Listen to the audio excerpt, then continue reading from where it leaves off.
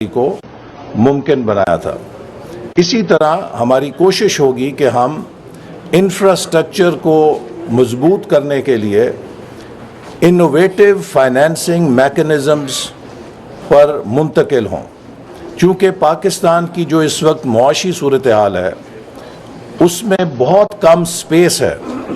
इस वक्त जितना तरक्याती बजट है, जितना जारी बजट है, जितनी हमारी मुल्क की पेंशन है या दफाई बजट है, टोटल हमारा बजट कर्ज़ों पर चल रहा है। पाकिस्तान की वफाकी हुकूमत के बजट में कुल महासिल 7,000 अरब रुपए हैं और कर्ज़ों की अदायगी में ही 7500 अरब से ज़्यादा पैसे दरकार हैं, जिसका मतलब यह है कि सिर्फ कर्ज़ों की अदायगी के लिए भी हमें अपने वसाइल से हटकर मज़ीद कर्ज़ा लेने की ज़रूरत है। और जो हमारे जारी अखराजात हैं, तनख्वाहें हैं, पेंशन है, डेवलपमेंट है, डिफेंस है, हमारे सब्सिडीज़ हैं, हमारी ट्रांसफ़र्स हैं सूबों को, ये सब की सब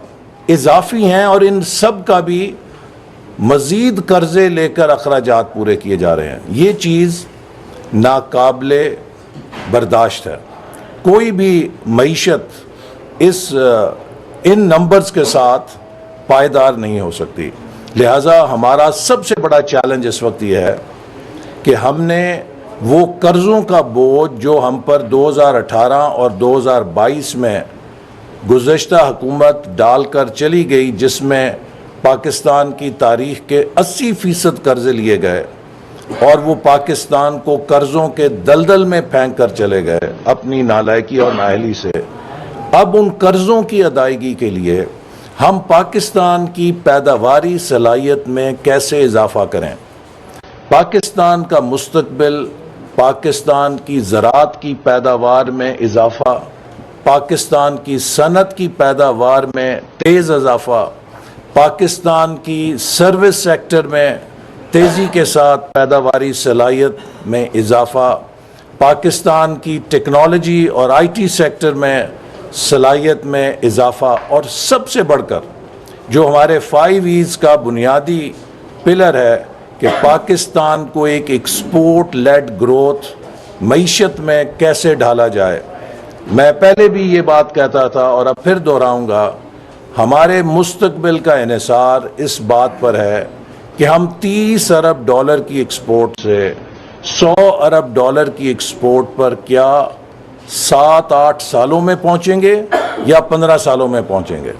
हमारी बका इसमें है कि हम ये सफ़र 7-8 सालों में करें और इसके लिए हुकूमत की तमाम कुव्वत, हुकूमत के तमाम वसाइल हमें प्राइवेट सेक्टर को मजबूत करने में झोंकना होंगे।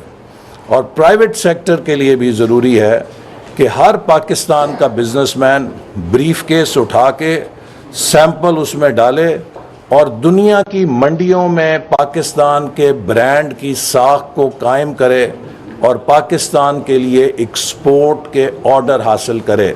चूँकि हमारी सालमियत, खुद मुख्तारी, सलामती, तरक्की, खुशहाली सब का दारोमदार इसमें है कि हम किस कदर तेज़ी से फ़ॉरेन एक्सचेंज अर्न करने वाली मईशत बनते हैं, चाहे वो एक्सपोर्ट्स के ज़रिए है, चाहे वो फ़ॉरेन डायरेक्ट इन्वेस्टमेंट के ज़रिए है, खा वो रिमिटेंसेस के ज़रिए है।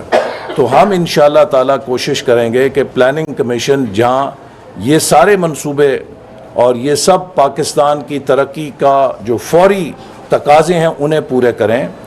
इसके साथ साथ जो हमारा एक मिशन है कि लॉन्ग टर्म तरक्की का भी गोल रखें। और इस वक्त मेरे नज़दीक हम पर तारीख़ का सबसे बड़ा चैलेंज ये है कि हम पाकिस्तान को इन 5 सालों में ऐसी बुनियाद फराहम कर दें कि 2047 में जब इस खित्ते में हिंदुस्तान और पाकिस्तान अपनी आज़ादी के 100 साल का जश्न मनाएं तो हर पाकिस्तानी, हमारा हर आज का पाकिस्तानी नौजवान जो उस वक्त मौजूद होगा वो सर फ़ख्र से बुलंद करके कह सके कि हमने 100 सालों में शानदार और बेमिसाल तरक्की तय की है और इसके लिए हम कोलैबोरेशन के अमल पे चलेंगे।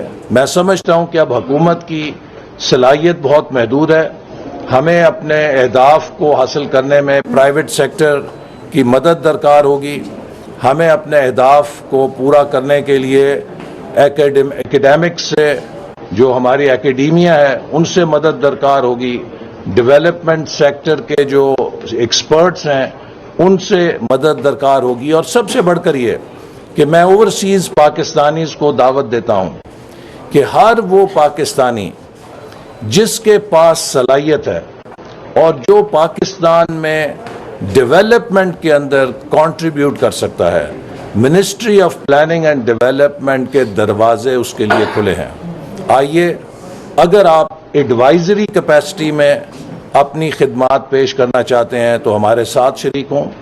अगर आप अमली तौर पे काम करना चाहते हैं, आपके साथ हम शराकत करेंगे। और अगर आप कोई मंसूबा कायम करना चाहते हैं तो हम आपके साथ मिलकर आपकी मदद करेंगे ताकि